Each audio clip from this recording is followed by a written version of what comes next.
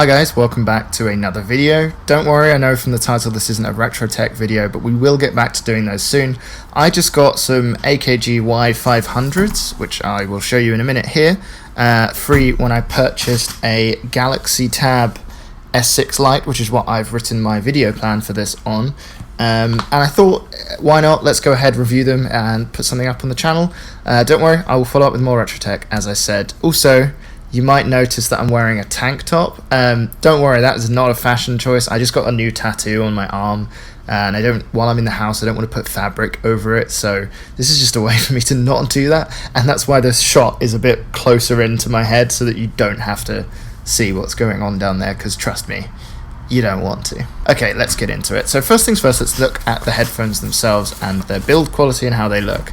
They are on-ear headphones, so for those of you that aren't used to those, they go on your ears instead of over them. This means that you're a bit more open to the outside world whilst wearing them. So as you can see here, they're just sitting nicely on my ears. This means you won't get as good seal as you would with over-ears, but apart from that, I mean, this is the thing some people like, some people find this more comfortable. There's nice cushioning here, it feels very premium and it's very comfortable in the ears. I wore these for around 5 or 6 hours in a day and I thought they still felt great. They weren't uncomfortable at all, perhaps more so than the headphones I'm used to, which actually I think I should go into. I usually have the Sony WH-1000s, both the on-ear version and the in-ear version. They're my usual headphones, so those are significantly more expensive than these usually are. As I said, I got these free, but I'm going to review them as at their RRP, which is £130, whereas my headphones are usually about double that. So obviously I'm going to be a bit nicer on these than I would be with other headphones.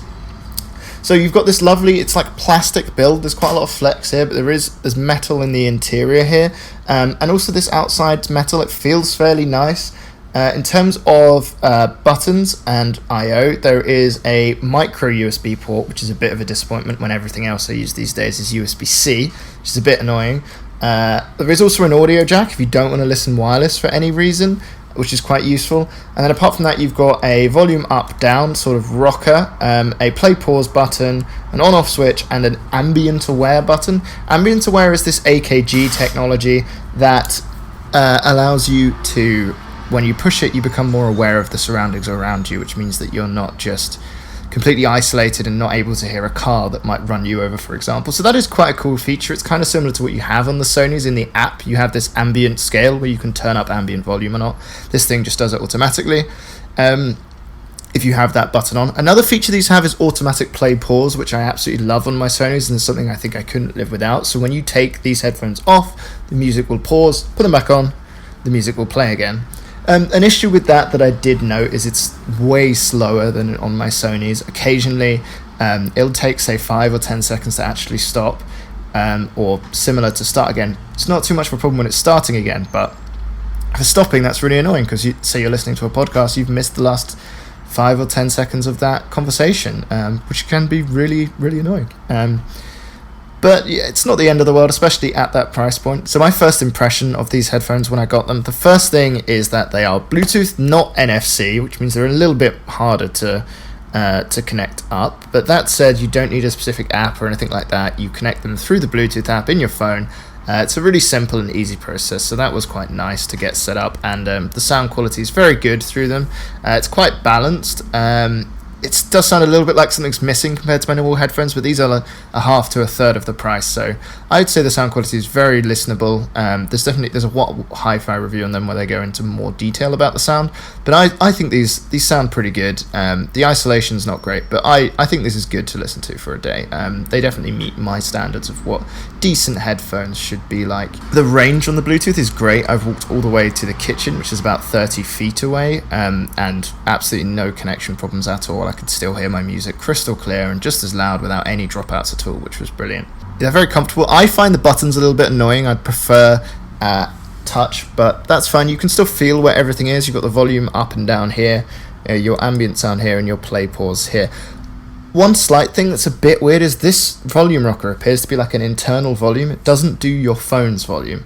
Well, that's what I found. I don't know if that's an error that other people have found different, but so if I have my phone's volume on maximum, for example, then I can control it here to get the sound I actually want, which is a bit annoying. It's better if everything's controlled through your phone.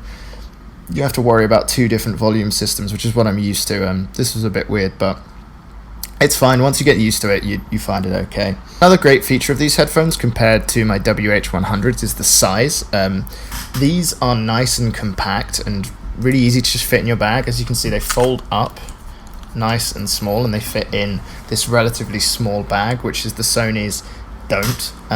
So that's really good. That's where I think these will have a use for me, as sort of travel headphones, but not if I'm going on a plane. Of course I want noise cancelling, so I'm going to use my big noise cancelling headphones, because these do not have active noise cancelling. It's just the seal that they create, and as I said, they don't create an amazing seal because they're on-ear headphones, but they are good enough for that.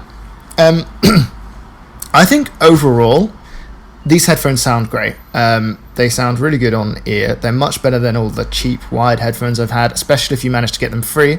But I think they have about the same the right sound for 100 wireless headphones. Another comparison I can make to them is the Audio-Technica ATH M40s,